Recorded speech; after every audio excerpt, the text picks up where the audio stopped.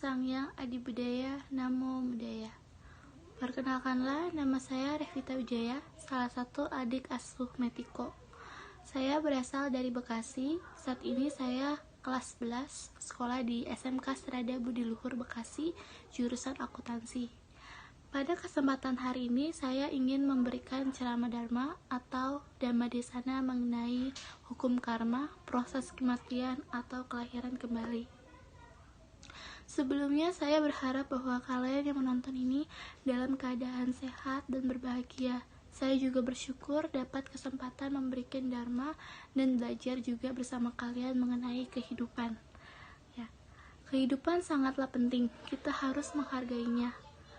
Kita menghargainya dengan cara melakukan perbuatan baik dalam kehidupan kita. Seperti yang kita ketahui, populasi di manusia di bumi ini sangatlah banyak, dengan berbagai macam pikiran, teori-teori, atau kepercayaan yang berbeda-beda mengenai kehidupan. Pada kehidupan kita sekarang ini, pasti kita melakukan banyak perbuatan, baik perbuatan baik, perbuatan buruk, atau perbuatan-perbuatan lainnya. Setiap perbuatan yang kita buat mengandung karmanya masing-masing.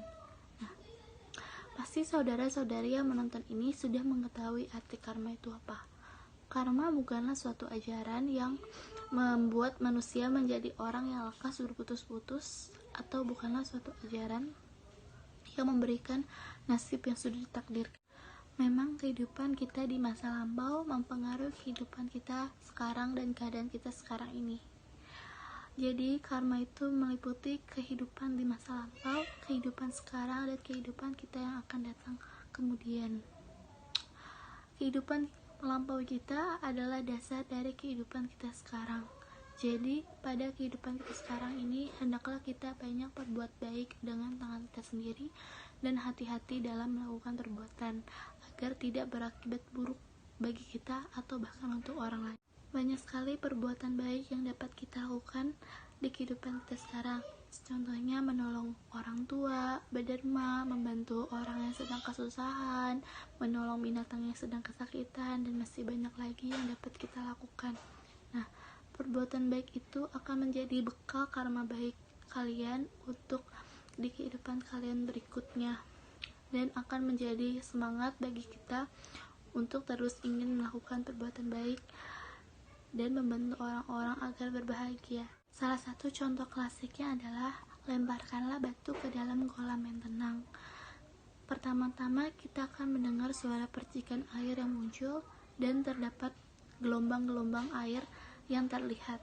Perhatikanlah lingkaran-lingkaran gelombang itu yang semakin melebar dan sehingga menjadi begitu lebar dan halus sehingga kita tidak dapat melihat lagi oleh mata kita. Itu bukan berarti gerakan gelombang itu telah terhenti, karena bila mana gerakan gelombang itu mencapai ke tepi kolam, itu akan dipantulkan kembali sampai mencapai tempat batu itu dijatuhkan. Seperti itulah perbuatan-perbuatan yang kita perbuat akan kembali lagi kepada kita, sama halnya dengan gelombang air itu yang kembali ke tempat di mana batu itu dijatuhkan. Sang Buddha pernah bersabda, sesuai dengan benih yang ditaburkan, buah itulah yang akan dipetiknya. Pembuat kebaikan akan menerima kebaikan, dan pembuat kejahatan akan menerima pula kejahatannya itu. Bertaburlah olehmu biji-biji benih, dan engkau pulalah yang akan merasakan buah-buah daripadanya. Segala sesuatu yang terjadi pada kita, yang menimpa diri kita, sesungguhnya benar adanya. Apabila kita mengalami sesuatu yang membahagiakan, percayalah bahwa kita telah berbuat sesuatu yang benar. Namun apabila kita mengalami kejadian yang tidak mengenakan hati, percayalah bahwa kita telah berbuat kesalahan. Janganlah sekali-sekali dilupakan, hendaknya karma vipaka senantiasa benar. Ia tidak mencintai maupun membenci. Ia juga tidak marah maupun memihak. Ia adalah hukum karma yang dipercaya maupun tidak percaya akan berlangsung terus-menerus. Terdapat 12 jenis bentuk karma. Karma yang memberatkan adalah karma yang menekan atau menggugurkan karma-karma lainnya. Ada orang yang berbuat buruk kecil akan berakibat fatal bagi dia. Dia akan sangat menderita. Tetapi ada juga orang yang tidak mendapatkan akibat sama sekali dari perbuatan buruk kecil itu. Mengapa? Karena orang-orang yang menimbun banyak perbuatan baik tidak akan menderita dari perbuatan itu. Tetapi orang-orang yang jarang sekali berbuat baik akan menderita sekali dari perbuatan yang telah dia perbuat itu. Terdapat 12 jenis karma. 12 jenis karma itu dikelompokkan menjadi 3, yaitu berdasarkan waktunya, kekuatan karmanya, dan fungsinya. Jenis karma berdasarkan jangka waktu berbuahnya ada 4, yaitu 1. Dita Dhamma Vedaniya karma, yaitu karma yang berbuah pada kehidupan kita sekarang juga. Yang kedua, Upaja Vedaniya karma, yaitu karma yang akan berbuah dari kehidupan kita selanjutnya. Yang ketiga, Apara Para Vedaniya karma, yaitu perbuatan yang hasilnya berturut-turut akan terjadi selama kehidupan kita berlangsung. Yang keempat, Ahosi Karma, yaitu karma yang sudah habis karena jangka waktu berbuahnya sudah habis dan pendukungnya juga sudah habis. Karma berdasarkan kekuatannya. Yang pertama ada Garoka karma, yaitu karma yang kekuatannya paling besar atau paling kuat. Yang kedua, Asana karma, yaitu perbuatan yang kita lakukan menjelang kematian dan kekuatannya sangat besar. Sebagai contohnya, ketika kita berada saat menjelang kematian, kita akan terlahir di alam di mana alam itu kita pikirkan saat menjelang kematian itu. Misalnya marah, maka kita akan terlahir di alam neraka. Namun tergantung dengan perbuatan baik yang kita lakukan. Apabila perbuatan baik kita menopang, maka kita akan terlahir di alam neraka sebentar saja. Begitu pula sebaliknya. Yang ketiga, Acina karma, yaitu karma yang dilakukan terus-menerus sehingga menjadi watak atau kebiasaan. Yang keempat, Katata karma, yaitu karma yang kekuatannya paling kecil. Karma berdasarkan fungsinya, yaitu 1. Janaka karma, yaitu karma yang mendorong kelahiran suatu makhluk. Yang kedua, Upata Baka karma, yaitu karma yang mendorong dan memperkuat Janaka karma sehingga hasilnya menjadi lebih besar. Yang ketiga, Upapalika karma, yaitu karma yang mengurangi Janaka karma yang arahnya berlawanan. Yang keempat, Upagataka karma, yaitu karma yang berfungsi untuk menghancurkan kekuatan dari Janaka karma. Dapat dibagi menjadi 3 golongan, yaitu karma pikiran, karma ucapan, dan karma perbuatan. Terdapat 10 jenis perbuatan baik yang dapat kita lakukan.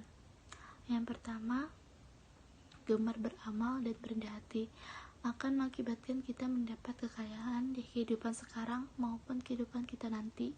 Yang kedua, yaitu hidup bersusila akan mengakibatkan kita terlahir di keluarga yang berluhur dan mendapatkan banyak kebahagiaan. Yang ketiga, bermeditasi akan mengakibatkan kita terlahir kembali di alam-alam surga. Yang keempat, berendah hati dan hormat akan mengakibatkan kita terlahir di keluarga-keluarga berluhur. Yang kelima, yaitu berbakti, berbuah dengan diperolehnya penghargaan dari masyarakat. Yang keenam, cenderung membagi kebahagiaan kepada orang lain akan mengakibatkan kita terlahir dengan kebahagiaan yang lebih-lebih lagi dalam segala hal. Yang ketujuh, bersimpati terhadap kebahagiaan orang lain akan mengakibatkan kita terlahir di lingkungan yang mengembirakan. Yang kedelapan, mendengarkan dharma akan mengakibatkan kita menambah kebijaksanaan. Yang kesembilan, menyebarkan dharma dapat menyebabkan kita menambah kebijaksanaan. Dan yang ke-10, mengubah pandangan orang lain dengan diperkuatnya keyakinan. Terdapat 10 jenis perbuatan buruk juga. Yang pertama, pembunuhan yang akan mengakibatkan kita berumur pendek, berpenyakitan, kehilangan orang-orang yang dicintai, hidupnya dipenuhi dengan ketakutan, dan lainnya. Yang kedua, pencurian, yaitu mengakibatkan kita kemiskinan, hidupnya tergantung oleh orang lain, dihina, dirangsang oleh keinginan yang selalu tidak tercapai. Yang ketiga, perbuatan asusila, yaitu kita terlahir sebagai pria atau wanita yang tidak normal, keadaan seksnya mempunyai banyak musuh, dan lainnya. Yang keempat, berdusta, yaitu kita dihina dan kita tidak dipercaya oleh orang-orang ramai akibatnya. Yang kelima, bergunjing, yaitu akibatnya kita kehilangan sahabat-sahabat dengan alasan yang tidak jelas. Yang keenam, kata-kata kotor atau kata-kata kasar, yaitu akibatnya kita didakwa yang tidak-tidak oleh orang lain.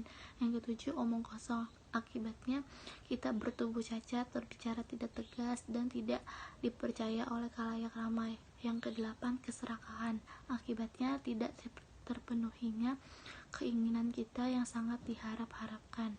Yang kesembilan, pandangan yang salah, yaitu kita kurang bijaksana, kurang cerdas. Yang ke-10, dendam atau keinginan untuk melukai orang lain, mengakibatkan kita memiliki wajah yang buruk rupa, tidak dipercaya orang lain, dan sebagainya.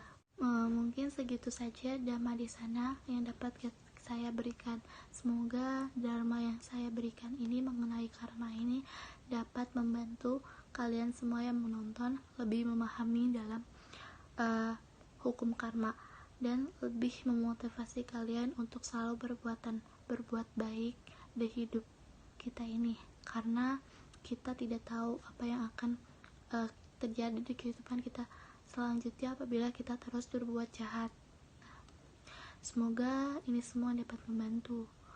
Namo Sang Hyang Adi Budaya, Namo Buddhaya.